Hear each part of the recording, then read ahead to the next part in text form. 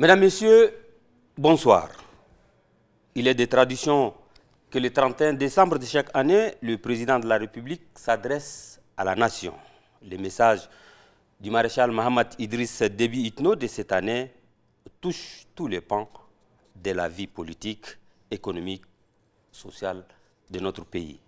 Au-delà de la solennité du discours, cette prise de parole du chef de l'État mérite une lecture approfondie.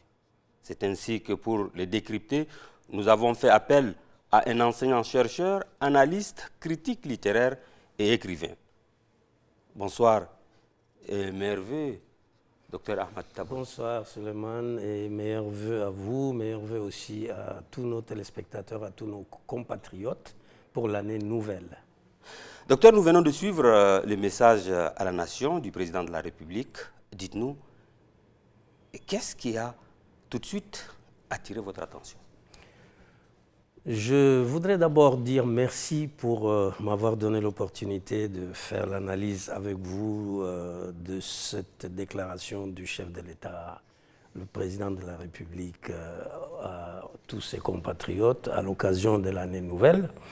J'ai constaté en regardant ce qu'il a dit qu'il avait fait un bilan général, pas seulement de l'année 2025, mais qui reprend également la transition, en quelque sorte, et entre dans le processus de réconciliation et jusqu'à notre arrivée actuellement à ce qu'on appelle, disons, le constitutionnel, en fait, l'ordre constitutionnel. Parce que tout ceci est un processus et tout ce que le président a dit, me semble-t-il, a fait le bilan, a repris point par point tout ceci, et en ouvrant également sur les nouvelles perspectives qu'il a voulu donner comme dynamique au pays. Le professeur, dans son message, le chef de l'État réitère son engagement à bâtir ensemble, avec tous les Tchadiens, un Tchad résolument tourné vers son développement socio-économique. C'est tout un programme, docteur. Oui, évidemment, gouverner, c'est d'abord porter un projet pour son peuple et pour son pays. Et je parlais tout à l'heure que son discours me semble être un discours bilan parce que, rappelez-vous, quand il y a eu le décès du regretté maréchal Idriss Déby Itno, défunt, que Dieu lui donne le paradis, père du maréchal Mohamed Idriss Déby, président de la République, chef de l'État, eh bien, il y a eu quelque chose d'extraordinaire à comprendre et que je reprends par rapport à ma façon d'avoir dit qu'il s'agit d'un bilan. C'est surtout la première fois dans notre pays, il y a eu une réconciliation, et entendez-vous bien, y compris avec les politico-militaires. C'est une chose qui n'est jamais arrivée. En cela, la transition qui a réussi à éviter la catastrophe, parce que d'aucuns disaient, au décès du maréchal, oh là là, c'est la catastrophe. On a eu tous cette peur.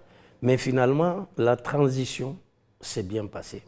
Il n'y a pas eu de mal, même pas de peur, mais des avancées notables au point où, pour moi, le point le plus important, c'est d'arriver à réunir tous les Tchadiens de l'opposition, y compris les politico-militaires, et arriver à nous amener vers le dialogue national inclusif, qui, lui, a déteint jusqu'à sur le référendum, qui nous a amenés vers des élections, disons, multisectorielles, si je peux le dire comme ça, depuis le communal, le régional et jusqu'au présidentiel, qui nous ont amenés aujourd'hui à ce qu'on appelle l'ordre constitutionnel.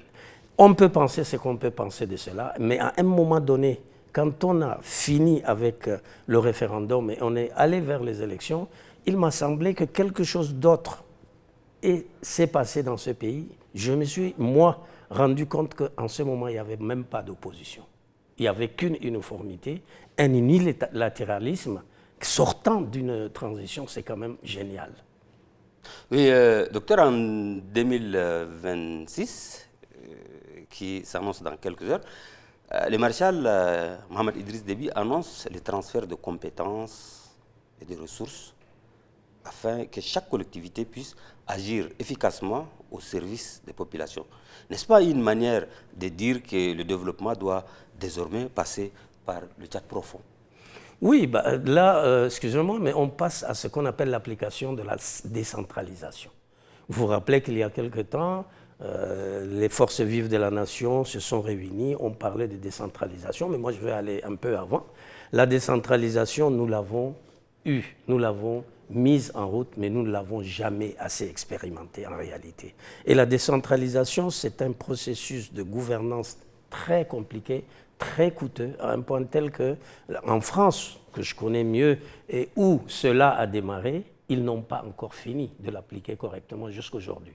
Alors pour nous, qu'est-ce qui me paraît, à travers cette volonté du chef de l'État de donner des ressources, je dirais, humaines et matérielles, pour essayer de maîtriser ce qui nous est arrivé. Alors à la sortie de nos élections, le nouveau départ politique du chef de l'État a mis en place plusieurs nouvelles institutions.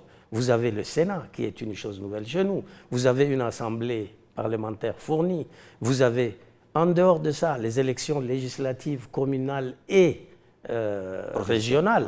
Oui. Et tout ceci constitue une délégation des pouvoirs centralisés de l'État vers nos provinces et vers nos communautés, jusqu'au chef des races, jusqu'au FERIC et au village. Et pour amener tout ça avec une seule synergie et recréer une dynamique de développement, cela demande maintenant un nouveau comportement.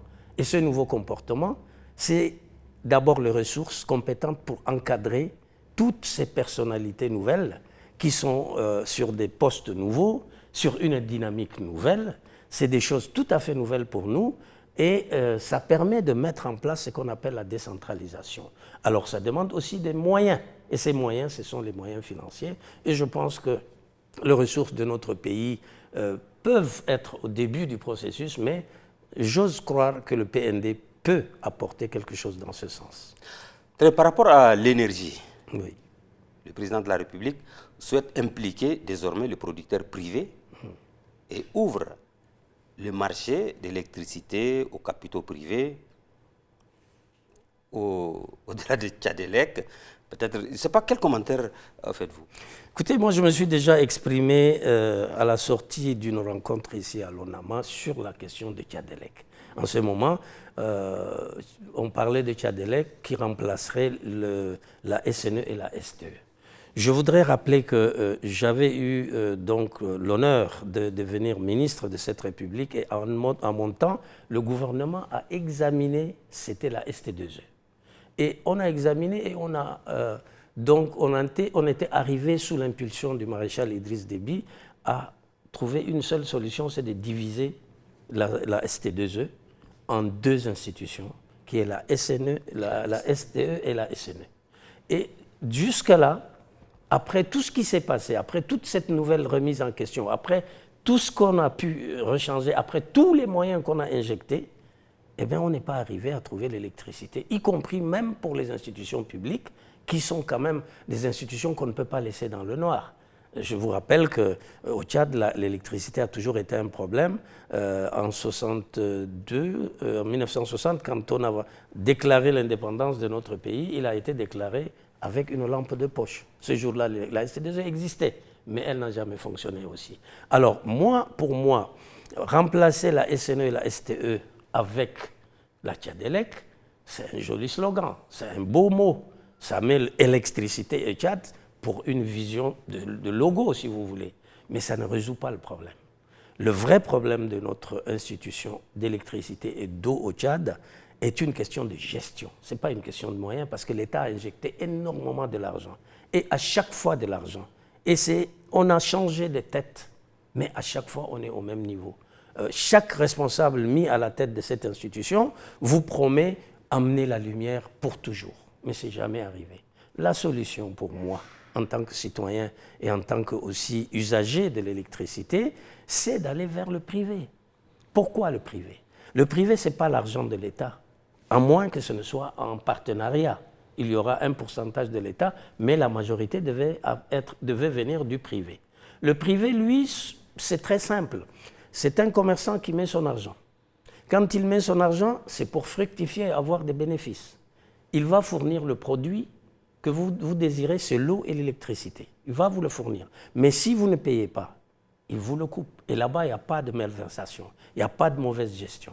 Ils sont maîtres de leur économie, ils sont maîtres devant celui chez qui ils ont contracté, c'est l'État tchadien, ils doivent absolument répondre aux besoins et donner le résultat. Alors vous voyez, l'avantage, c'est que d'un côté, ils doivent gagner leur argent et de l'autre, le consommateur aura son électricité et le jeu est simple. Vous payez votre produit, je vous le donne. Vous ne le payez pas, je ne vous le donne pas. Et là, il n'y a pas de malversation.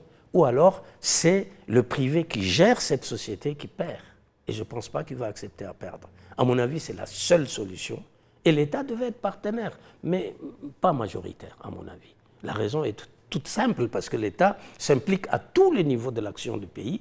Et il est normal aussi que le secteur privé, qui est un secteur qui n'existe pratiquement pas dans la constitution de l'État tchadien, parce que si on vous parle d'un opérateur économique, il n'a pas de capitaux propres seul pour faire des choses seul. Il est toujours payé par le BCA, qui est l'émanation du trésor public. À partir de là, il est tributaire aussi de l'appauvrissement de notre trésor. Ou alors, il traîne derrière le trésor. Mais il faudrait lui donner donc, pour toutes ces raisons, la possibilité d'avoir des partenaires et de pouvoir diriger des sociétés d'État comme les nôtres. N'oublions pas que toutes les sociétés publiques ont déposé les bilans depuis quelques années. Et la solution serait toujours le privé. Et alors, pour que le privé aussi puisse être compétitif, efficient, efficace, il faudra aussi que l'État tchadien pense à baisser ce qu'on appelle la fiscalité. Nous avons des problèmes, même si on vous donne aujourd'hui la possibilité d'utiliser votre propre capital. Mais si le partenaire vient pour travailler avec vous, la fiscalité au Tchad le chasse. Vous ne pouvez plus avoir le même coudé, vous ne pouvez pas travailler avec un partenaire. Et on ne peut pas enrichir un pays en dehors du secteur privé. Raison de plus, le Tchad a tout à gagner pour que la Tchadelec, pour ne pas aller à la STE et SNE, la Tchadelec puisse vraiment être donnée à des partenaires privés, ne serait-ce que des consortiums ou de groupes. Pas seulement. Dans son message, le président de la République, dans le domaine économique également, parle de l'élevage et de l'agriculture, et surtout la technologie de transformation, de l'industrialisation, afin de booster la production agricole et développer les cheptels. Il a fait également appel au privé. Oui, le président de la République est conscient, à mon avis, quand on regarde tout ce bilan qu'il fait et le détail de son discours à la nation, on en arrive là aux deux mamelles, le mamelle économique de notre pays. On a parlé du pétrole, on a eu le pétrole, ça nous a permis d'avoir quelques immeubles, quelques kilomètres de goudron, puis le pétrole a chuté, parce que c'est une denrée périssable. Ce qu'on appelle les énergies fossiles ne sont pas si sûres que ça, demandent aussi des partenaires. Nous n'avons ni la technologie, ni les compétences pour les développer. La preuve, vous avez notre pétrole qui tombe directement dans les tankers étrangers en pleine mer. Et il n'y a pas de dérivés. Il y a maintenant seulement notre raffinerie ici à Djermaya où on utilise quelques dérivés de notre pétrole, mais vous avez aussi entendu qu'il y a eu beaucoup de problèmes de pollution, de problèmes aussi de nos partenaires qui ne respectent pas notre environnement, etc. Et en cela, les denrées périssables, on la laisse de côté. Je reviens à ce que déclarait le président de la République à travers l'élevage et l'industrie et l'agriculture. C'était les deux mamelles économiques de notre pays. Depuis l'indépendance du Tchad, nous avons vécu sur ça seulement. Le problème, il est où? Le problème, c'est que l'agriculture et l'élevage, y compris la pêche, on peut le mettre avec l'agriculture ou l'élevage, sont restés rudimentaires, primaires, artisanales même, je dirais. Personne n'a osé encore créer, en dehors de deux usines qu'on appelle la Civique, que le premier président du Tchad a mis à Sarre, alors que là-bas il y a des poissons, il n'y a pas de la viande. C'est aussi une aberration. Et l'huilerie, elle est à Béché, alors qu'on ne cultive pas l'arachide là-bas, ni le coton. Regardez un peu la dichotomie, un peu, et la non-logique des choses.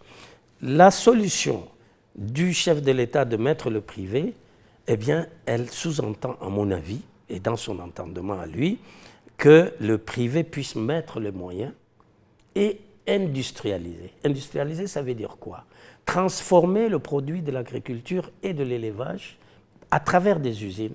Et ceci peut apporter au Tchad plusieurs choses. Un, la maîtrise de nos ressources, leur transformation de façon industrielle proche et propre et vendable, donc ça nous apporte de l'argent. Et le plus important, c'est que dans les usines, on emploie nos jeunes. C'est une création d'emplois. Alors, à partir de ce moment-là, et ce sont les deux mamelles qui sont les plus sûres, les plus pérennes, quel que soit le temps que nous vivrons sur Terre, eh bien, ces deux mamelles-là sont les plus utiles et sont le fondement même de notre économie si nous faisons comme ça. Vous vous rappelez que nos chameaux et nos vaches traversent les Chari pour aller au Nigeria ou au Cameroun ou n'importe où sur pied, alors qu'en réalité, nous devrions les transformer chez nous, n'envoyer que la viande et les produits dérivés qui seront transformés. Par exemple, les cornes et les sabots peuvent servir à beaucoup de choses. Les boutons pour les habits et les autres, les peaux, elles peuvent être transformées, y compris la toison sur les peaux, etc., etc. Et notre viande sera homologuée et vendue dans une trame internationale. Aujourd'hui, vous n'avez que l'abattoir de Farsha et quelques abattoirs qu'on a fait maintenant ces derniers temps, un peu partout. Mais moi, je les trouverai rudimentaires. Je crois que l'industrialisation serait une très bonne chose pour les deux mamelles de notre pays, quitte à leur ajouter maintenant nos matières fossiles ou minières. Nous ne sommes pas un pays pauvre. Et ça existe. Maintenant, le vrai fondement de l'économie, c'est l'agriculture et l'élevage. Très bien, docteur. La santé, l'école, l'enseignement supérieur se dégagent clairement dans cette adresse du chef de l'État comme prioritaire. Oui. Quel commentaire faites-vous? Le président n'a rien oublié. Il a bien regardé le secteur qui est sa responsabilité. Il l'a bien thématisé. Et voilà pourquoi, à chaque niveau, depuis que vous me posez des questions, j'avais regardé son discours. Alors, c'était des choses utiles. Ici, vous avez la santé et l'éducation. Je voudrais d'abord commencer par l'éducation pour venir à la santé, si vous me le permettez.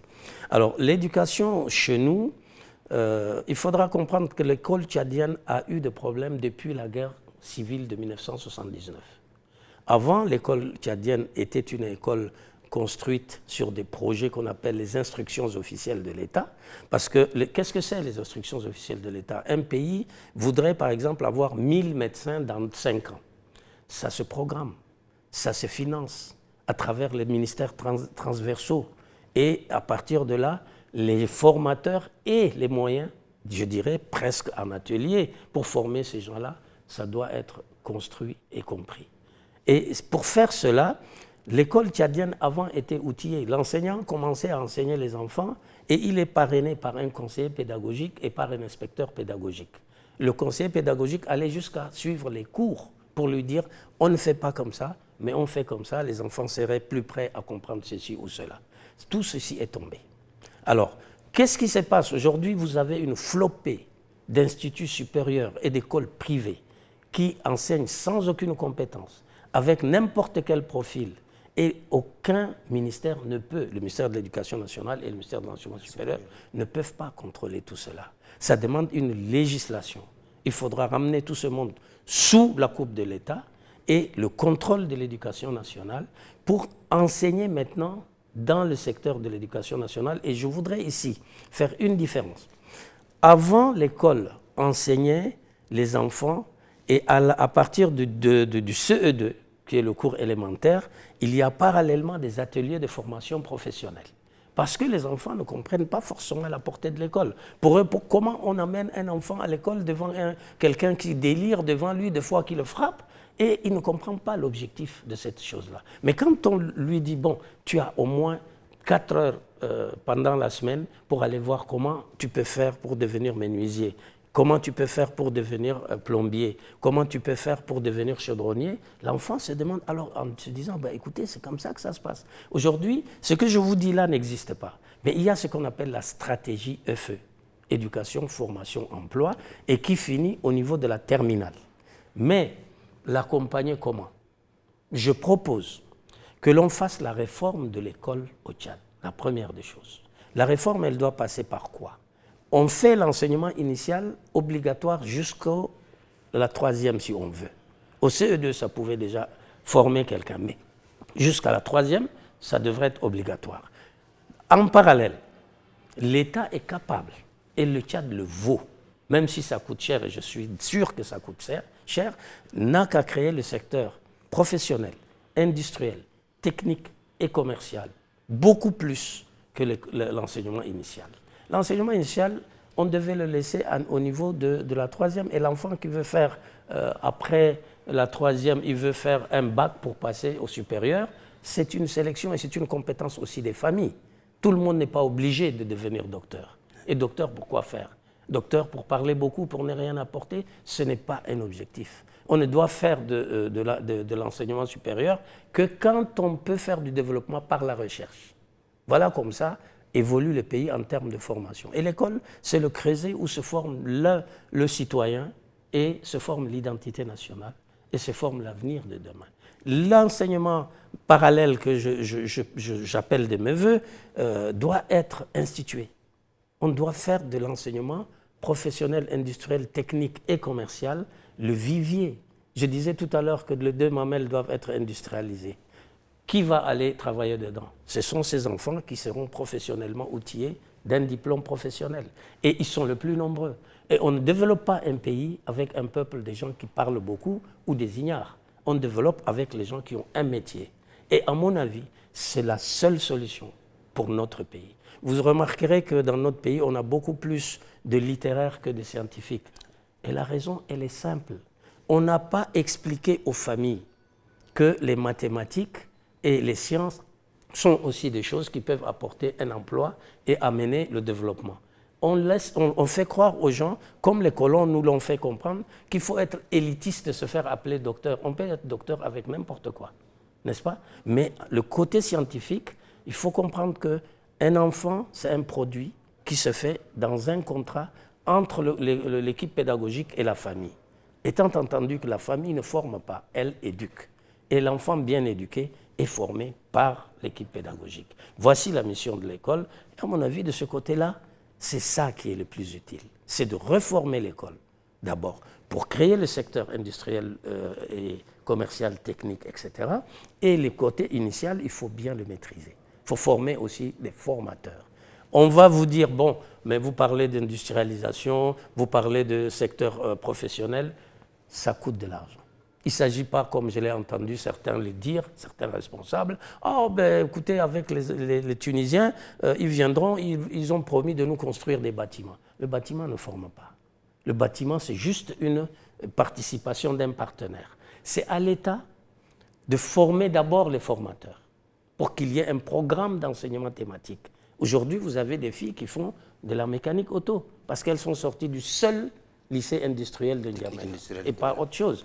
Et alors, à partir de ce moment-là, il faut des ateliers.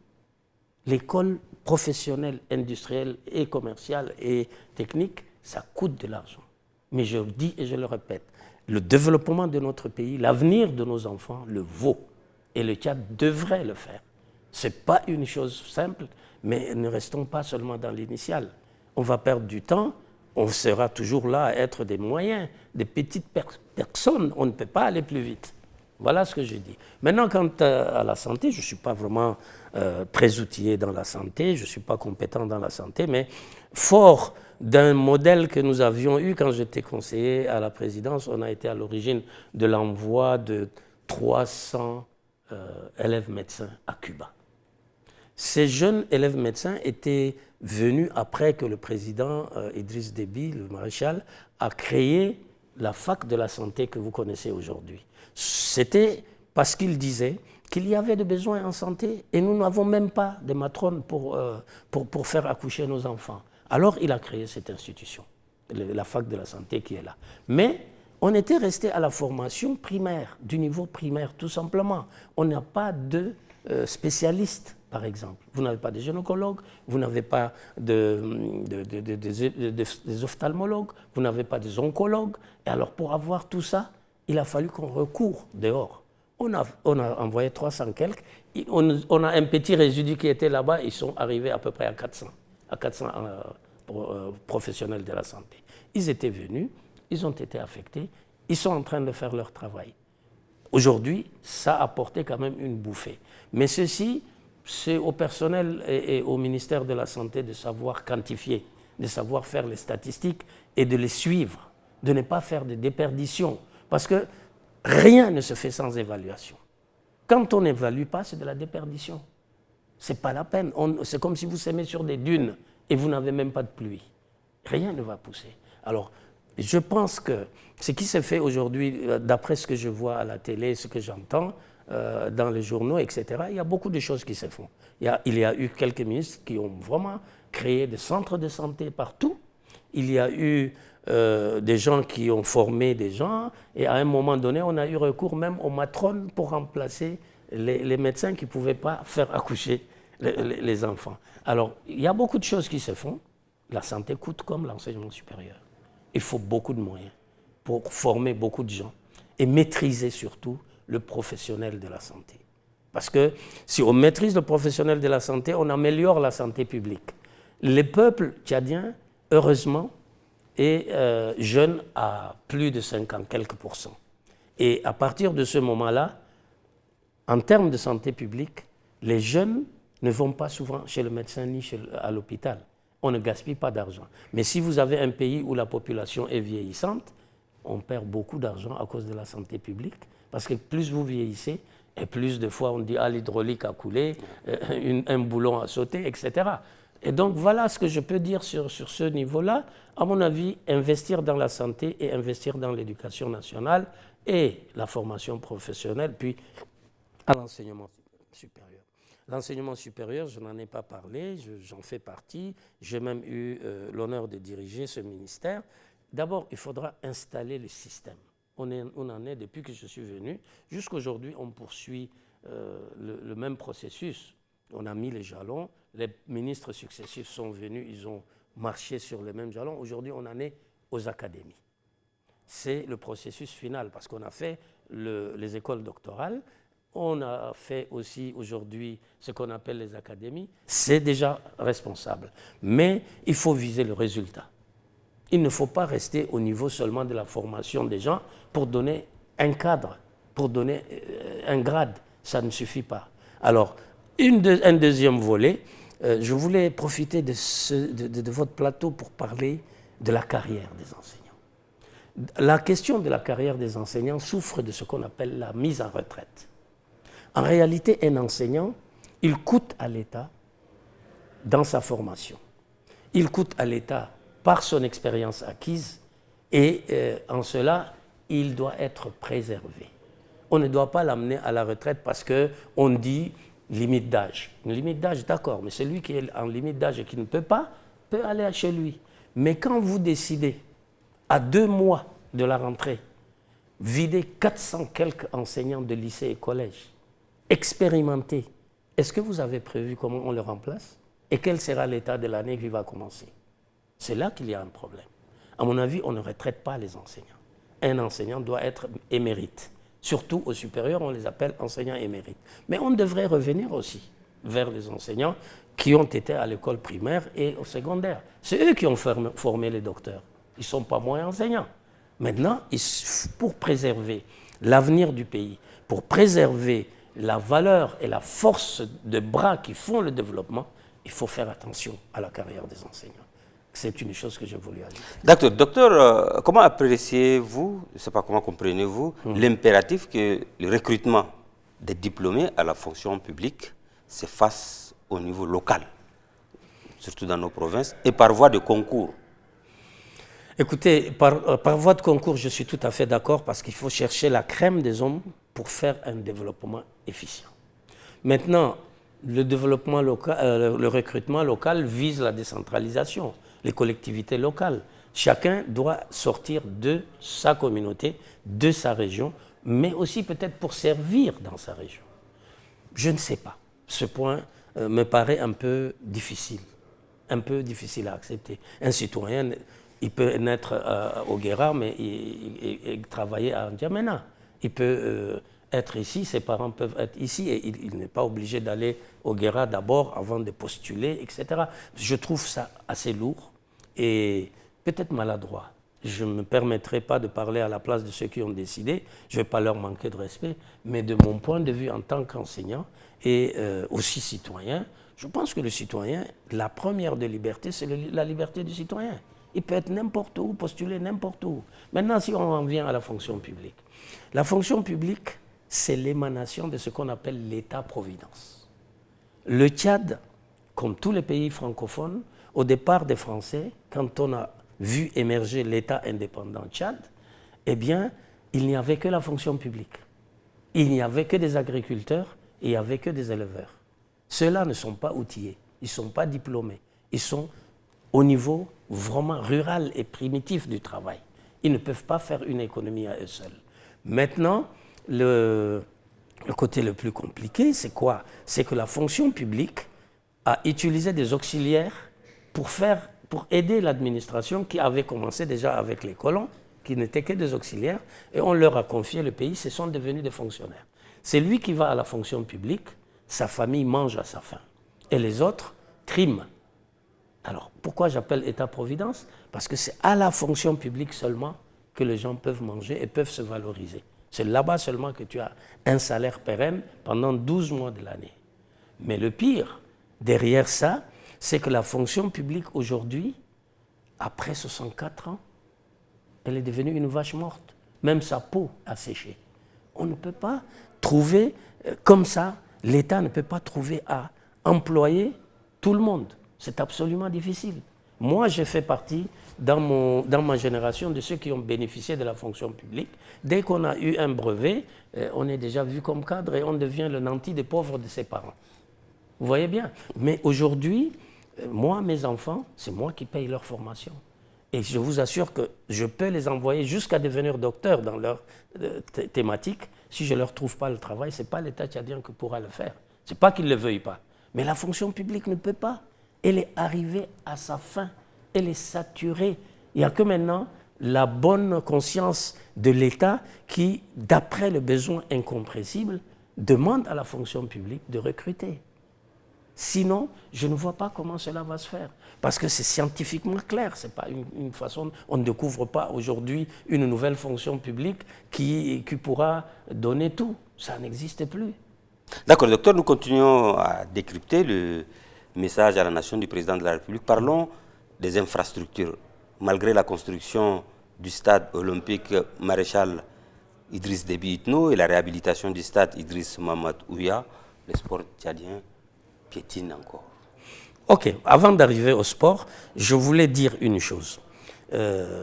Depuis maintenant 2 ans, si vous sortez dans la ville de N'Djamena, des fois vous avez des embouteillages monstres, des motos, des voitures, des piétons. Vous n'arrivez pas à bouger. La raison, c'était quoi? C'est l'infrastructure. On est en train de faire des caniveaux, on fait des routes bitumées, et autour de N'Djamena, c'est encore visible. C'est extrêmement important à comprendre. La chose la plus visible aujourd'hui et qui nous donne une fierté, c'est qu'il y a de l'infrastructure. On peut dans quelques temps circuler à travers notre capitale, mais aussi de ville en ville. Si vous sortez dans nos provinces, il y a des routes. Ça, c'est déjà la première des infrastructures. Cette façon qui est aujourd'hui visible, et je ne raconte pas n'importe quoi, je suis persuadé que vous avez vu la même chose, elle est doublée d'une deuxième chose. C'est qu'aujourd'hui, même si vous avez une bicoque au bord de la rue, vous avez maintenant l'obligation de mettre du ciment, de la peinture et mettre un petit carreau et votre maison est visible. Notre capitale aujourd'hui, si vous sortez, il y a de lumière, il y a des belles villas, il y a des beaux ronds-points. Et ici, sans vraiment exagérer, je voudrais aussi faire un clin d'œil aux jeunes maires que nous avons aujourd'hui. Depuis son arrivée, qui n'est pas très grande, écoutez, il y a des choses qui se font. Il y a des choses qui se font. Et je crois que ce maire-là, il doit être soutenu. Dans ce métier-là, beaucoup de gens disent de mauvais des maires. Mais ce maire-là, il travaille. Et alors, la capitale est belle. Les villes ailleurs, je ne sais pas encore, mais entre les villes, il y a des routes. Et il y a aussi des infrastructures de toutes sortes. Et ça, c'est quelque chose d'extrêmement important. Venons-en au sport. Dans les 12 chantiers du président de la République, il y a la jeunesse. Et cette jeunesse-là, aujourd'hui, elle est contente parce qu'il n'y avait que le stade Idriss Ouya, qui n'était pas grand-chose en fait. Mais depuis 2 ans, on l'a renforcé, on l'a rendu visible, on a remis des gradins, Je ne sais pas si on a mis du gazon vert ou autre chose, mais de dehors, vous sentez qu'il y a quelque chose. Et dans les anciens stades dans nos arrondissements sont aussi pris en charge. Et maintenant, le plus important, c'est le stade Maréchal Idriss Itno. Ce stade-là a donné aux enfants, aux jeunes de notre pays, vraiment un autre engouement. Ils sont contents, ils sont fiers.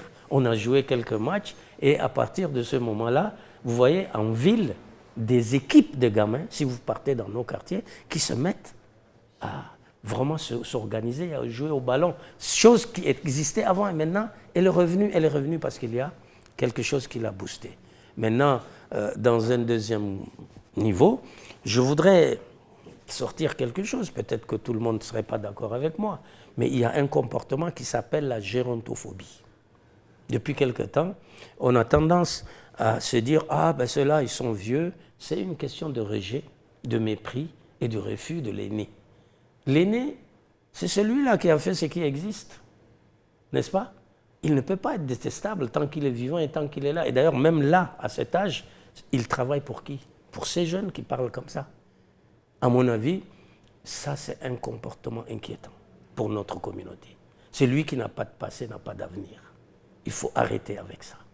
D'accord. Professeur, le classement au patrimoine mondial de l'UNESCO du Gourna, l'intensification de la lutte contre la corruption et une justice équitable, prompte, ont été également évoqués par le maréchal. Je vous disais que le président de la République n'a oublié aucun aspect. Même ceux qui sont un peu controversés, tels que la lutte contre la corruption, il s'est impliqué, il a dit quelque chose. On va en parler, mais avant cela, vous avez dit beaucoup de choses. La reconnaissance par l'UNESCO du Gourna, je vous ramène à quelque chose qui datait. Ce n'était pas seulement le Gourna et qui fait plaisir. Ce n'est pas suffisant. On va venir dessus. Il y a eu déjà depuis quelques années la reconnaissance de massifs de l'Enedi, de Guelta d'Arché, des lacs Unyanga. Et aujourd'hui, nous sommes arrivés à la reconnaissance immatérielle, qui est la danse Gourna, mais il y aura d'autres.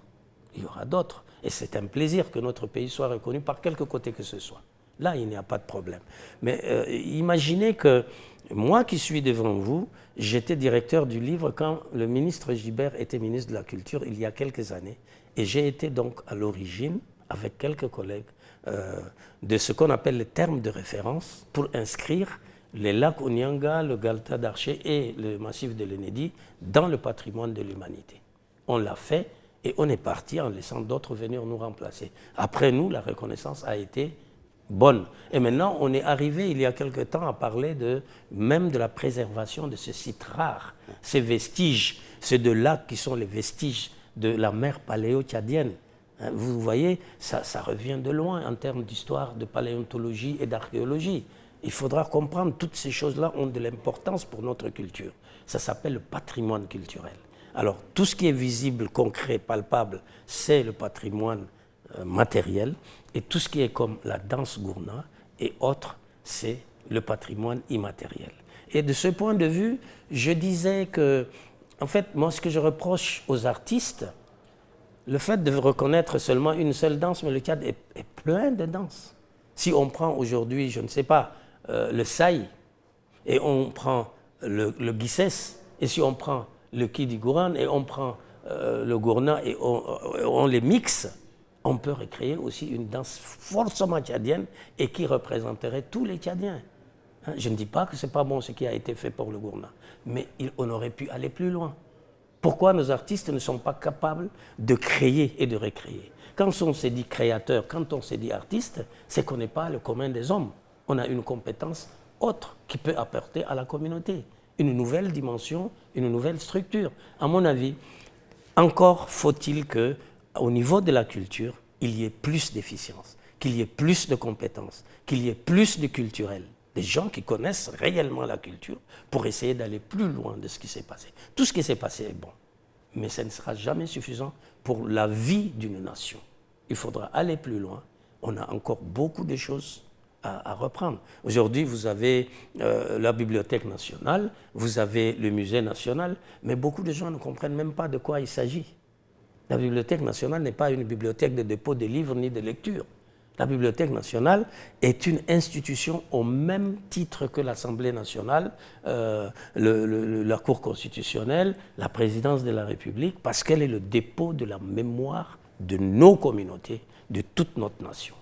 Là-bas, il doit y avoir des reliques originales qui seront recopiées et les copies doivent être mises à la consultation et non pas venir là-bas pour croire qu'il y a seulement des livres à lire. Il y a certainement des livres parce que la littérature aussi est une institution de la culture, mais il y a plus que ça. La Bibliothèque nationale devrait amener nos premières reliques, nos premiers pagnes, par exemple le gabak et les autres, nos premiers types de maisons, nos premiers trucs qui font le feu, là, tu vois, qu'on fait avec des baguettes et de machins, et puis apporter même jusqu'aux journaux qui ont fondé la République du Tchad depuis la colonisation.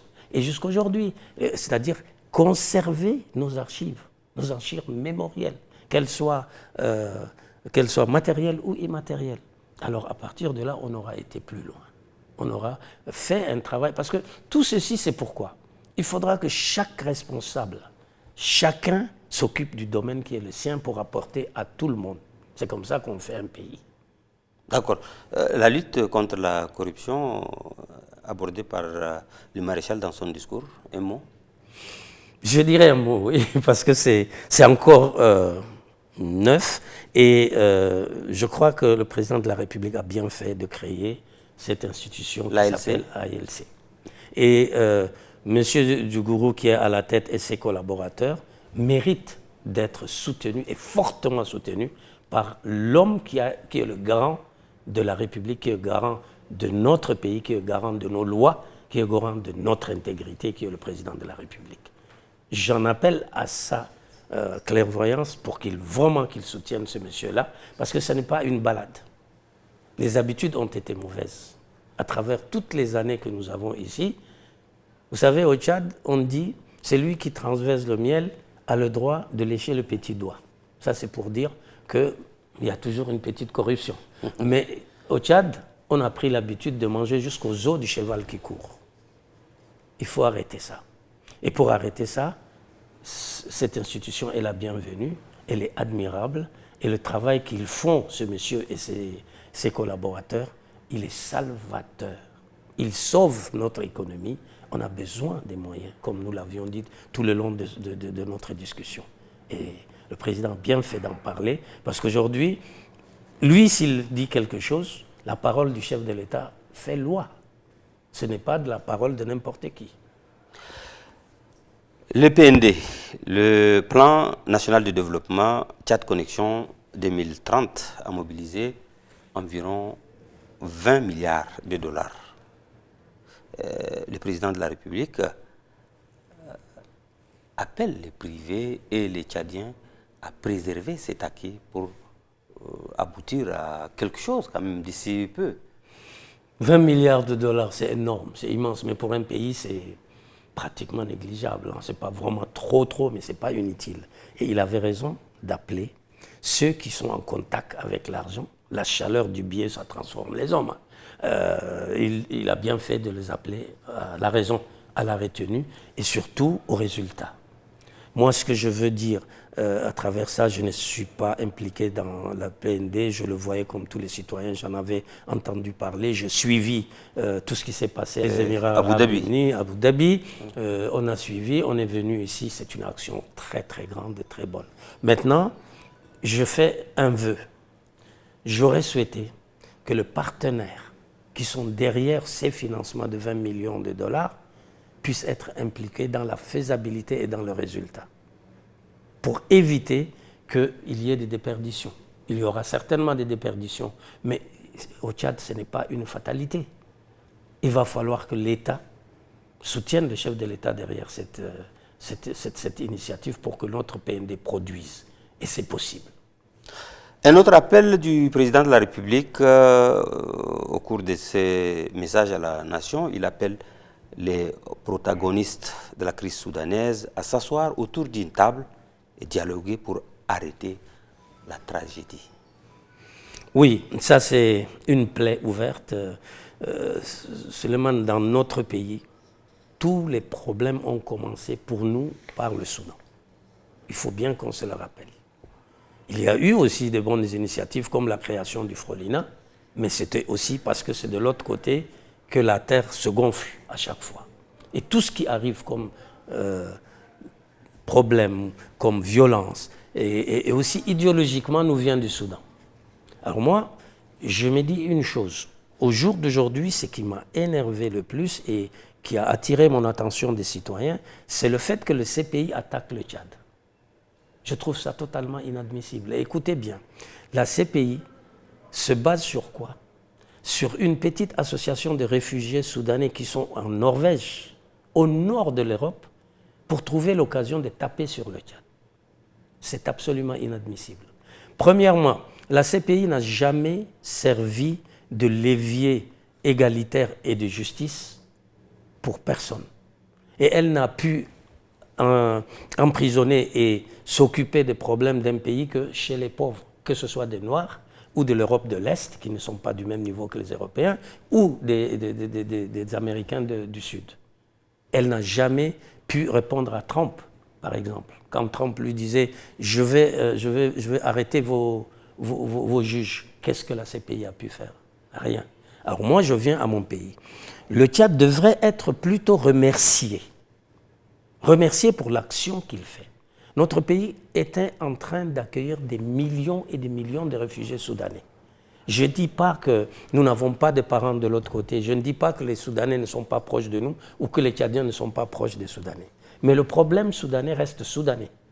Et le problème tchadien doit rester au Tchad.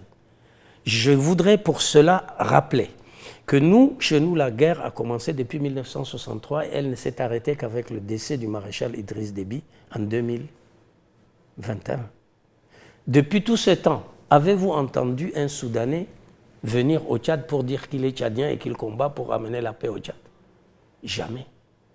Et on a vécu, on est mort chez nous, on a bu nos malheurs et nos souffrances et nos difficultés jusqu'à aujourd'hui. Et on n'a jamais vu de Soudanais devenir tchadiens. Pourquoi aujourd'hui on dit que ce sont les Tchadiens qui font ceci au Soudan et que pour cela, les Tchadiens ont soutenu un tel ou un tel autre? Le Tchad a d'abord le droit de se défendre. Nous avons le droit de défendre notre territoire, notre intégrité. Ici, il s'agit d'une question de l'intérêt général. Il s'agit de notre identité. Il s'agit de l'État Tchad. Il ne s'agit pas de regarder quelques gens qui se battent de l'autre côté de la frontière. Eux, ils sont chez eux. Nous, nous sommes nous et on a toujours été chez nous. Que cette histoire-là, le Tchad met son armée sur toute la frontière, c'est de l'argent, c'est des moyens, c'est de la vie. Qu'on donne l'accès à notre territoire à des millions de réfugiés, c'est de l'argent, c'est des moyens, c'est du temps. Et c'est aussi l'appauvrissement de notre population, de l'autre côté. Que l'on vienne raconter n'importe quoi, le Tchad a le droit de se défendre. Moi, j'en appelle à ce niveau-là, à ce que même l'opposition tchadienne, je ne dis pas que les opposants tchadiens n'ont pas le droit d'avoir leur point de vue et d'être opposés. Qu'ils s'opposent, un pouvoir a besoin d'une opposition forte pour bien travailler et s'exprimer. Mais aujourd'hui, nous sommes à un niveau où l'intérêt général de notre pays, l'intégrité du Tchad, notre honneur et notre dignité sont en balance. On ne peut pas laisser la CPI sous prétexte que là-bas, le Soudan a ceci, cela, venir insulter le Tchad, piétiner le Tchad et condamner le Tchad. Est-ce que les Tchadiens ont jeté des bombes chimiques à Khartoum, comme l'a fait Borhan? Lui, il n'est pas inquiété. Est-ce qu'à El-Fachel, ce sont les Tchadiens qui ont tué les Soudanais? Non. Alors qu'on arrête de nous laisser dans des choses bizarres où les gens, pour une raison ou pour une autre, le Tchad a tout donné, le Tchad est en train de donner, le Tchad doit être remercié pour son action humanitaire, pour son action courageuse, et qu'on n'oublie pas, l'armée tchadienne n'est pas l'armée soudanaise.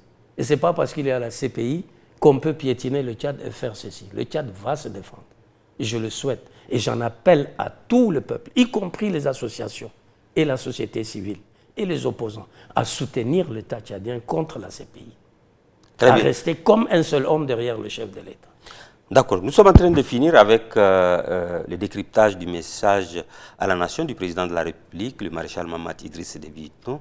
À la fin, il parle de la cohésion, de l'unité nationale et il appelle les chefs religieux de toute confession, il affirme, ne plus tolérer le moindre dérapage au niveau religieux.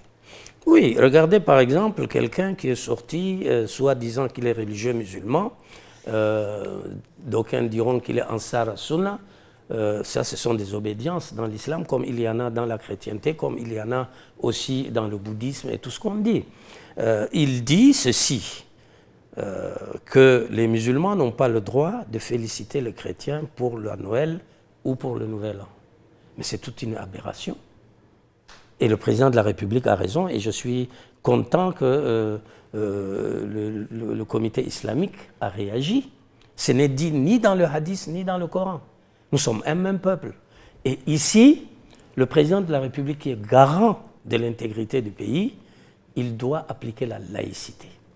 La laïcité, c'est cette action juridique, de justice, sociale, qui consiste à donner le droit à chaque citoyen de pratiquer la religion de son choix et de ne jamais se mettre contre l'autre parce qu'il n'est pas de sa religion.